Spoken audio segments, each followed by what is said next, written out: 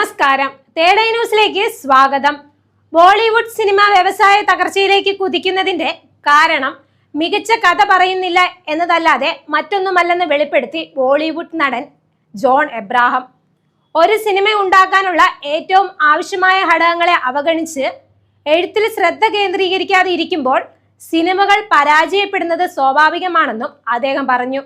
തന്റെ പുതിയ ചിത്രമായ ദ ഡിപ്ലോമാറ്റ് എന്ന ചിത്രത്തിന്റെ പ്രമോഷനുമായി ബന്ധപ്പെട്ട് നടത്തിയ അഭിമുഖത്തിലാണ് ജോൺ എബ്രഹാം ബോളിവുഡ് സിനിമാ മേഖല നേരിടുന്ന ഭീഷണികളെക്കുറിച്ച് വാചാലനായത്. ഒരു നല്ല സിനിമയുണ്ടാക്കാൻ ഒരു നടന്റെയോ സംവിധായകന്റെയോ തിരക്കഥാകൃത്തിന്റെയോ പങ്കെന്തെന്ന് നമ്മൾ മറന്നുപോയിരിക്കുന്നു. നല്ല കഥകൾ പറയാനുള്ള ശേഷിയും നമുക്ക് നഷ്ടപ്പെട്ടു.